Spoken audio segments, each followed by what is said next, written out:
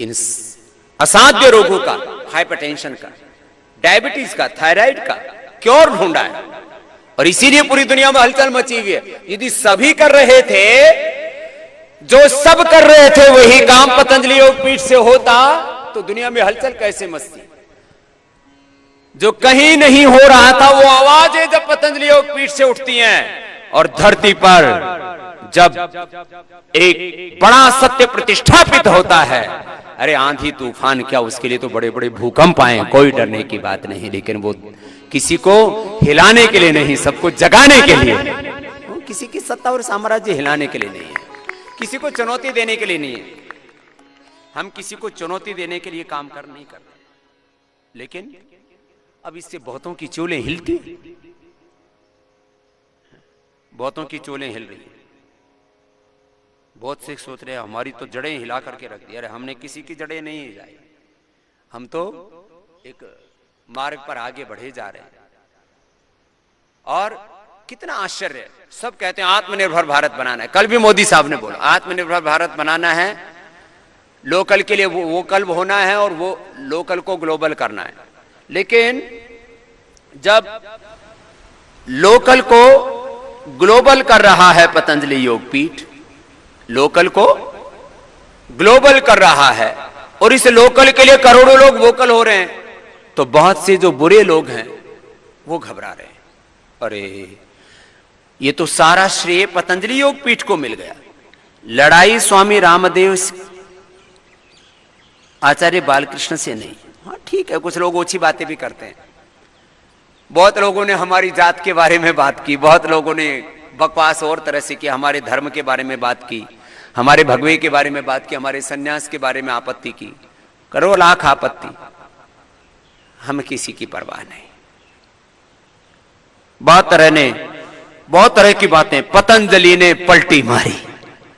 ये मीडिया में चल रहा था 2-3 दिनों से, मैंने कहा चलने दो, इतना धीरज भी रखना चाहिए। पतंजलि ने पलटी मारी, पतंजलि का यू टर्न, पतंजलि का ऊ टर्न, पता नहीं क्या है। और फिर जहां रिसर्च हुआ उसके बारे में भी उल्टी खबर चला दी। निम्स का इनकार, नहीं हुआ कोई आविष्कार। ये मीडिया की खबरें, हमको पता है नहीं कैसे कैसे हेडलाइन बनाते हैं। चारों तरफ मच गया हाहाकार, क्या होगा। और हमारे वाले जो समर्थक हैं, अरे भाई स्वामी जी ने तो कभी कोई झूठी बात नहीं की, ये हो क्या रहा है। चलो अब एक बात मैं और कह देता हूं, स्वामी रामदेव जन्म से लेकर के आज तक कभी भी किसी झूठे मुद्दे के साथ, झूठे आविष्कार के साथ, झूठे तथ्यों के साथ खड़ा नहीं हुआ और अंतिम श्वास तक खड़ा नहीं होऊंगा, ये मेरी प्रतिज्ञा है।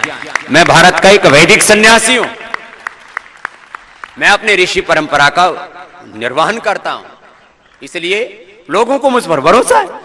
लोग कहते हैं स्वामी रामदेव के साथ लोग कैसे खड़े हो जाते हैं, और जो ये बोलता है उस पर भरोसा कर लेते हैं। इस देश में कोरोना के ऊपर 50 दवाइयां बनी हुई हैं, कोई झूठी या कुछ छोटी मोटी सच्ची, उनके ऊपर कोई चर्चा नहीं हुई। आपने अभी तक सुना कोई एलोपैथी में कोई कोरोना की दवाई आई है? कोई चर्चा नहीं हुई। कोरोना के ऊपर कोई मेडिसिन अभी आई है? कोई चर्चा नहीं हुई।